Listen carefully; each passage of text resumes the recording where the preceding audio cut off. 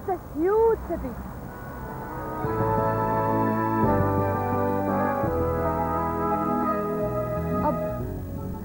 अब इतने बड़े शहर में एक सुरैया है, वो कहाँ रहती हैं, कौन से घर में, किसी को क्या पता चलेगा। मैंने आज एटलीस्ट 7 औरतों से बात की जिनका नाम सुरैया है। सुरैया शहाब है जिनकी कुछ अरसे पहले डेथ हो गई है। नहीं, क्या हो गया तुम्हें? उनके हस्बैंड जिंदा हैं और बच्चे हैं उनके। एक सुरैया राजा हैं, एक सुरैया एहसन है, एक सुरैया चौधरी है। क्योंकि अगर तुम अपनी मदर के फादर का नाम बता दोगे ना तो फिर ऐसा पता चल जाएगा।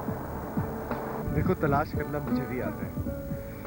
हम ऐसे करते हैं, अखबार में इश्तहार देते हैं, टेलीविजन पर अनाउंसमेंट कराते हैं कि एक सुरैया शहाब है जिनके बेटा और बेटी जहान और सवेरा उसे तलाश कर रहे हैं। तुम्हारे ख्याल में इसका कोई रिस्पॉन्स नहीं मिलेगा?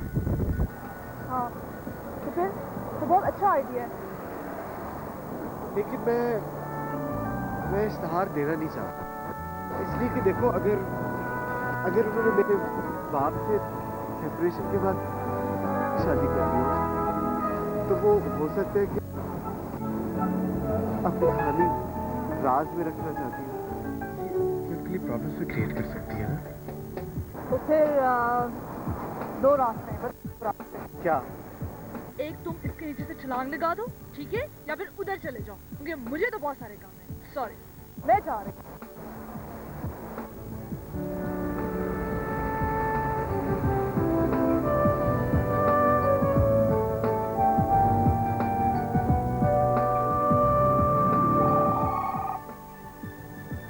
डैडी, डैडी,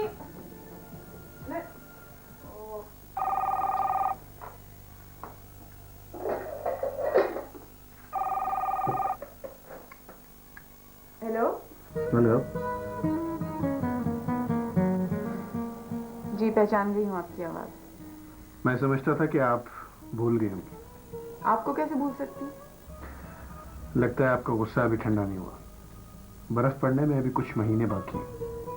मैं बर्फ पड़ने का इंतजार करूंगी, लेकिन मुझे हैरत है कि आपके अंदर इंतकाम की जो आग भड़क रही थी वो अभी तक ठंडी नहीं हुई। आपसे मुलाकात के बाद मेरे अंदर एक तब्दीली आई है। मैं चाहता था कि आज आप मुझे थोड़ा सा वक्त दे दें। मैं किचन के लिए कुछ सामान लाया था। उस दिन आप कह रही थी ना कि मेरा जी चाहता है रोटी पकाने को। मैं जहाँ ठहरी नहीं हूँ, यहाँ पे एक बहुत बड़े आदमी हैं, डैडी। उनकी खिदमत करके मुझे बहुत खुशी मिलती है। मैंने उनके लिए खाना पकाया है, अपने हाथ से रोटी बनाई है। आप चाहें तो किसी दिन आके हमारे साथ खाइएगा। मेरा ख्याल है कि मुझे बर्फ पड़ने तक इंतजार करना पड़ेगा। Okay, thank you very much. Bye.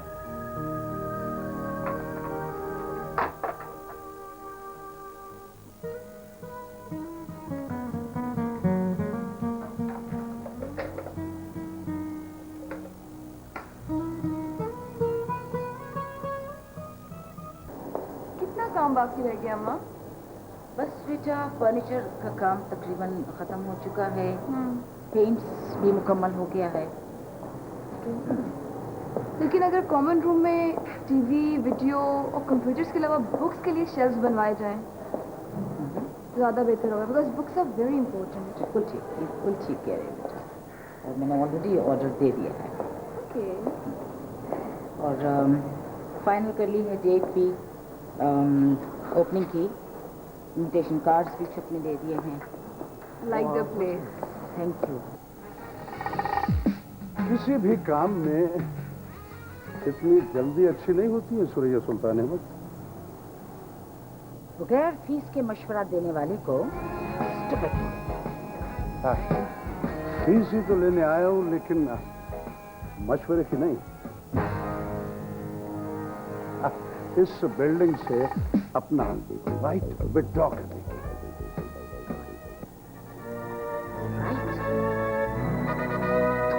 तुम पागल हो गए हो या किसी खतरनाक मर्ज में मुब्तला हो? मुझे अपना काम सहूलत से करने दो, रुकावटें मत डालो mark. Listen, Mrs. Suraya, daughter of Sultan Ahmad, one Azim Ahmad. आप बहुत अच्छी तरह जानती हैं कि आपके वालिद मोहतरम ने इरशाद फरमाया था कि इस बिल्डिंग में मेरे अब्बा जान का भी हिस्सा है। मेरे फादर ने इस तरह की कोई विल नहीं लिखी है और ना ज़बानी उन्होंने मुझको ऐसी बात कही। इस बिल्डिंग की ओनरशिप मेरे नाम ट्रांसफर हो चुकी है, अंडरस्टैंड? देखिए, अखलाकी तकाज़ों को कानूनी कार्रवाइयों से पूरा नहीं किया जा सकता। सुरैया सुल्तान अहमद आपको अपने वालिद मोहतरम की ज़बान का पास और एहसास करना चाहिए, वरना कानूनी कार्रवाइयों का तो बहुत शौक है आपको। लेसन, मैं वेट कर दूंगा, स्टे लूंगा, इस बिल्डिंग में यतीम खाना नहीं खोलने। Mind your language mark. मैं कोई ऑर्फनेज नहीं बना रही। ये बेसहारा बच्चों के लिए, बेघर बच्चों के लिए घर है, समझे? हाँ, जमीन पर अगर बोझ बहुत बढ़ गया है तो अपने बच्चों को तलाश करो। ये यतीम खाना बनाने से ये बोझ हल्का नहीं होगा।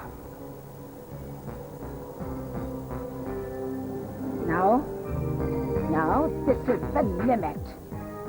मैं तुमको इसकी ओपनिंग पर इनवाइट नहीं कर रही हूँ मार्क, और अनइनवाइटेड लोग अपनी जिम्मेदारी पर।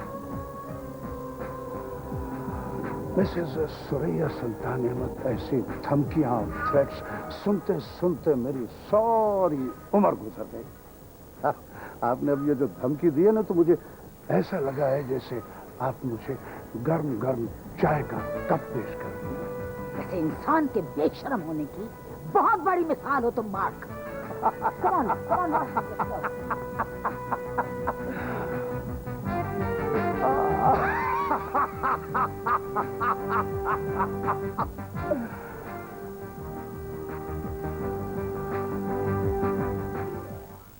कबीर अंकल, अम्मा ये ब्लैकमेलर जोहेब मार्क से इतना डरती क्यों है? डरने की बात नहीं है। आदमी इन ब्लैकमेलर टाइप लोगों से परेशान तो होता ही है।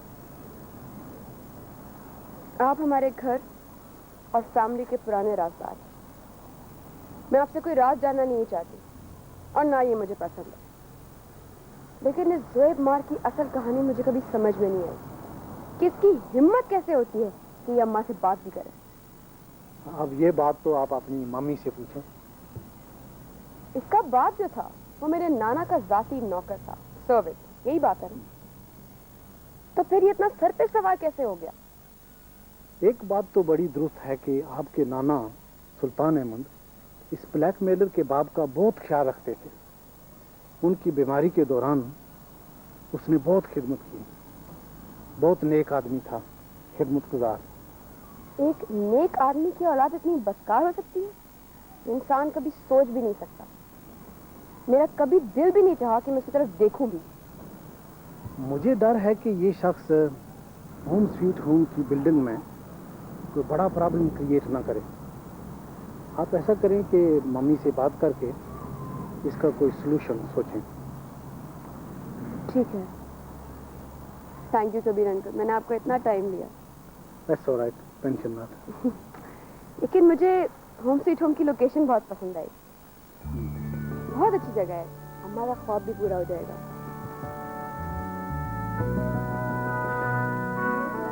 अजीब लड़का है, ये सच अ डिफिकल्ट गाय। मुझे तो परेशान कर दिया इसने।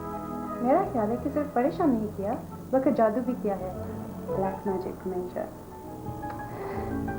He doesn't eat anything, कुछ भी नहीं खाता। उसको भूख ही नहीं लगती है, हर वक्त माँ माँ, जैसे कोई बिल्कुल छोटे से बच्चे नहीं होते उस तरह। लगता है कि तुम्हें ट्विन मिल गया है, लड़का भी और बच्चा भी। He's crazy। पता है, वैसे मैंने एक साइकेट्रिस्ट से कंसल्ट किया, उसने एक मेडिसिन भी दी है।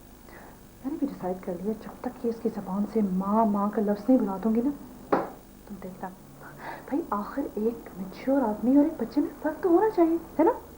मैंने तुम्हें पहले किसी लड़के में इतना इंटरेस्ट लेते हुए नहीं देखा। जब ये माँ माँ करना छोड़ेगा तभी कोई इसमें इंटरेस्ट लेगा ना। अभी तो ये किसी की तरफ देखता भी नहीं है। मैं तुम्हारे गम में बराबर की शरीक हूँ। शराब।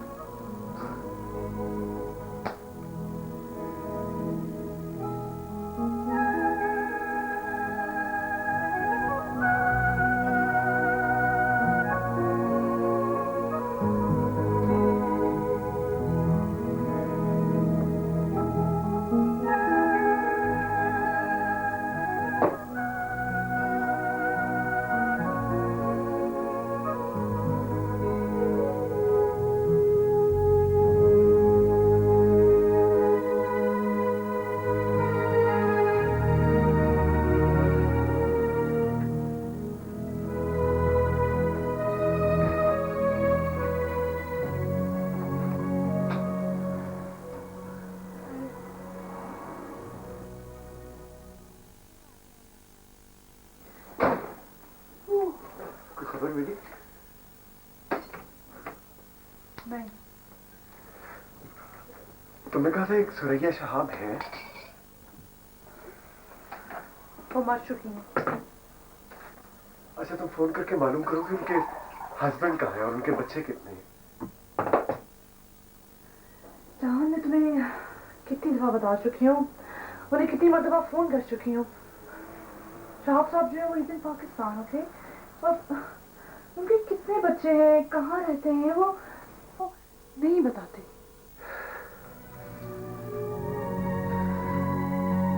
मेरे सर में बहुत दर्द होता है, चक्कर भी आती है मुझे।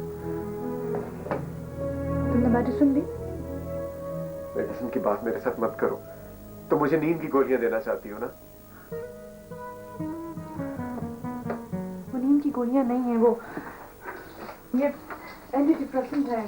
देखो, डॉक्टर ने कहा है कि तुम्हारे लिए बहुत जरूरी है, वरना तुम्हें you can have nervous breakdown. Please मानी तो लो।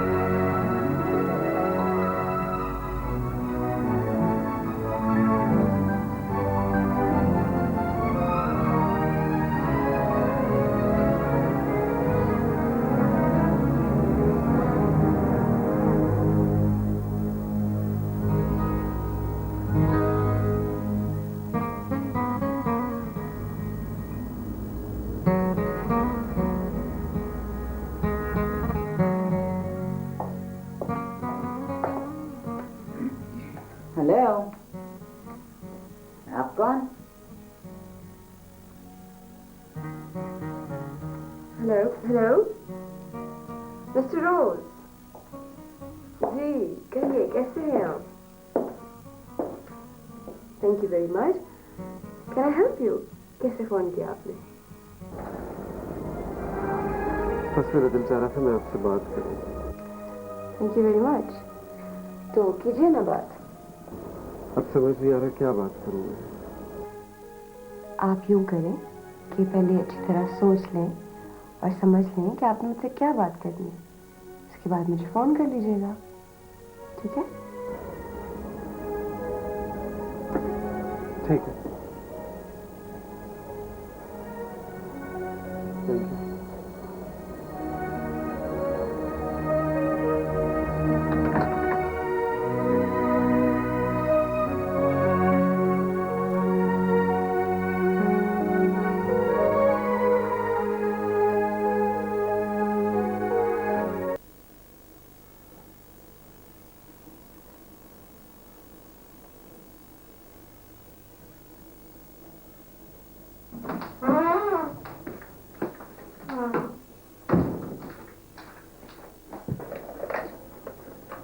हेलो। बर्फ गिरने तक बहुत सा वक्त जाया हो जाएगा। ऐसा करते हैं कि जहाँ बर्फ पहाड़ों पर जमी होती है ना, वहाँ चलते हैं। हो सकता है कि आपका गुस्सा कम हो जाए। Thank you. ये जो रोमांटिक किस्म की फिक्र हैं, ये प्लीज आप मेरे ऊपर जाया ना करें।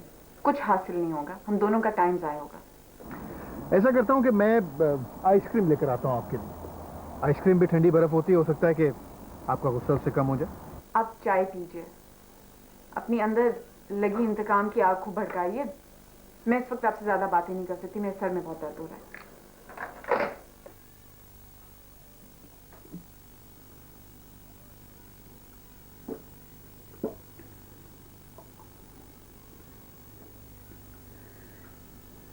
डॉक्टर ने मेडिसिन खाने को दी है रोशनी। उसका ख्याल है कि आवाजों से मेरे दिमाग पर प्रेशर पड़ रहा है। मेडिसिन ले, ठीक हो जाएगा। मेडिसिन तो बेटा मैं सारी जिंदगी तुम्हारी वजह से खा ही नहीं सकी। मैं सोचती थी कि अगर मैं रात को सो गई और तुम नींद में उठकर बाहर चली गई तो क्या होगा? ज्यादा से ज्यादा अगले दिन अखबार में और टीवी पर ये खबर आएगी कि एक लड़की थी जिसको नींद में चलने की आदत थी, आके किसी गाड़ी के पीछे पड़ गई। Roshni please, for God's sake stop it. Brain haemorrhage हो जाएगा।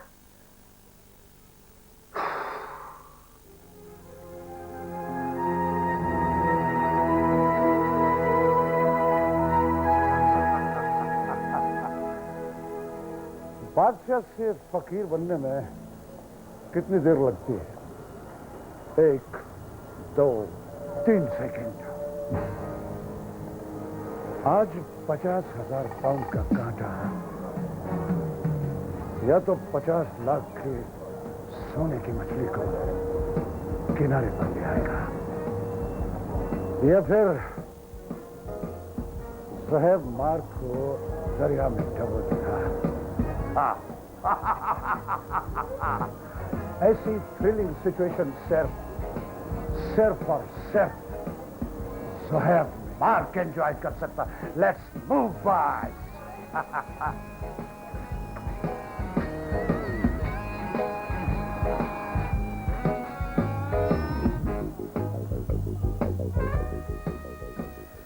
मुझे अंदाजा नहीं था कि 20 बरस गुजरने के बाद मैं माजी में भेजने पर मजबूर कर दिया जाऊंगा। सगी माँ भी बच्चों की इस तरह परवरिश नहीं करती जिस तरह मैंने पाल पोस कर उन दोनों को बड़ा किया। उन दोनों के गायब होने से एक बात मेरे दिमाग में खटकी थी। जैसे अचानक बिजली चमकती है और गायब हो जाती है कि कहीं जहान और सवेरा लंदन तो नहीं भाग गए। क्योंकि अगर ऐसा हुआ है तो ये बहुत तकलीफ की बात है। वो उस औरत को तलाश नहीं कर पाएंगे, किसी मुश्किल में फंस जाएंगे। सिमी, आप मुझसे कुछ ना छुपाएं बल्कि हकीकत बता दें मुझे। हकीकत तो यह है कि ये महज आपका शक, वहम और खदशा है। हो सकता है सच भी हो, मगर उन दोनों ने तो मुझे इस काबिल भी नहीं समझा कि मुझसे मिलकर ही चले जाते। आपके ख्याल में मुझे लंदन राब्ता करके मालूम करना चाहिए? मेरी खुश नसीबी कि आज मेरा ख्याल पूछा जा रहा है।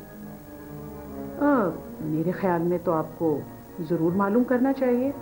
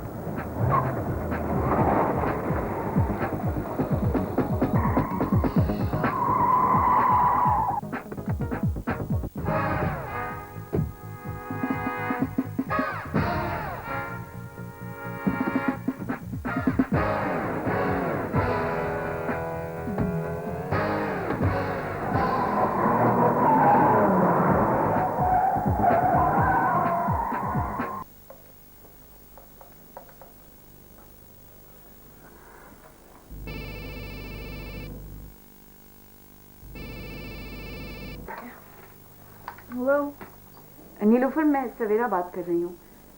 जान का कुछ पता चला? जी नहीं, उसने मुझसे कोई कांटेक्ट नहीं किया। वैसे तुम दोनों हाईली इररिस्पॉन्सिबल हो और साथ में जाहिल भी। बगैर सोचे समझे आप मुझे होली खेलने आ गए हो लंदन में।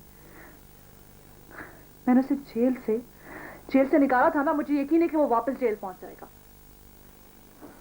आपके बात करने के अंदाज पे बहुत अफसोस हो रहा है मुझे। मैं तो समझी थी कि आप बहुत ज़हीन और समझदार हैं। जी, मुझे अच्छी तरह आई थी कि मैं बहुत इंटेलिजेंट हूँ, लेकिन आप दोनों के बीच में सैंडविच बन गई हूँ। आप जैसी बदतमीज लड़की से मैं बात नहीं करना चाहती। ठीक है, आप वकील हैं, फीस आपको मिल जाएंगी।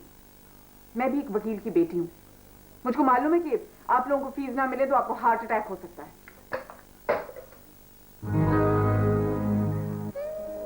हार्ट अटैक तो हो चुका है।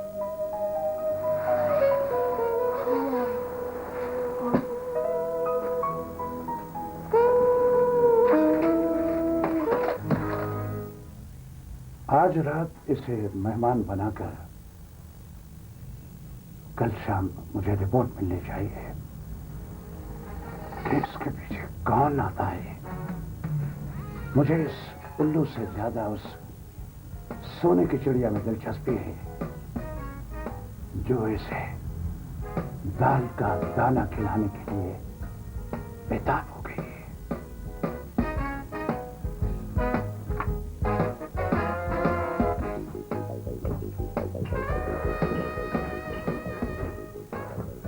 One, two.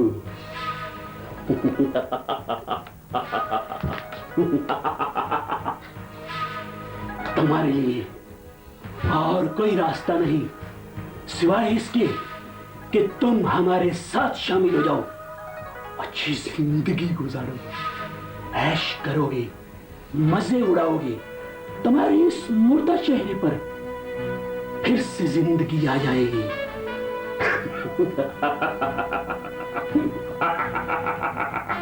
अब तुम जा सकते हो, हम तुम्हारा इंतजार करेंगे। तुम समझदार लगते हो, ये कहने की जरूरत नहीं। कुछ राज जिंदगी में ऐसे भी होते हैं जो सिर्फ अपने लिए होते हैं। अब हमें सोचना नहीं चाहिए, हालात हमारे इख्तियार से निकलते जा रहे हैं। जहान प्लीज अब तुम फौरन अखबार में इश्तिहार दे दो। अखबार में इश्तिहार देने से माँ के लिए प्रॉब्लम्स भी हो सकती हैं।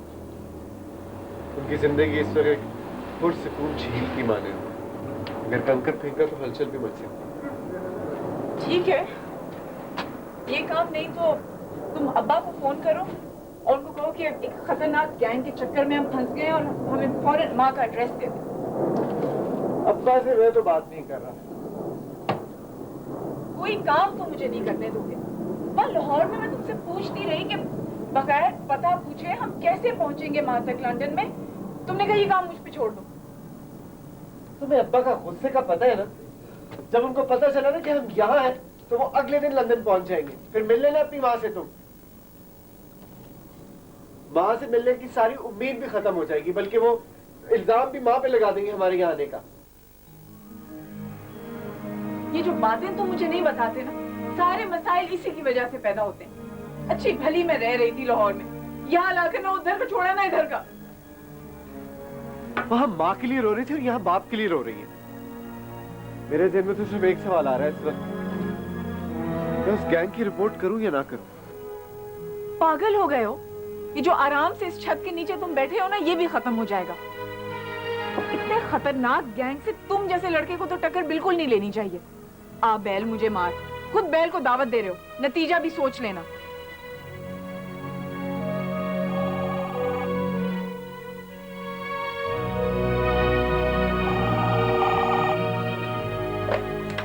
हेलो। ओ हाय, कैसी हो तुम? सुनो, मैं तुमसे एक बहुत जरूरी मैटर डिस्कस करना चाहता हूँ। मेरी जिंदगी ओहो, इतने रोमांटिक मूड में हो। मेरी जिंदगी खतरे में है, समझने की कोशिश करो। मैं आ रहा हूँ तुम्हारी तरफ अभी। मैं तुम्हें पिक करने आ जाती हूँ, लेकिन ड्रॉप नहीं करूँगी। ओके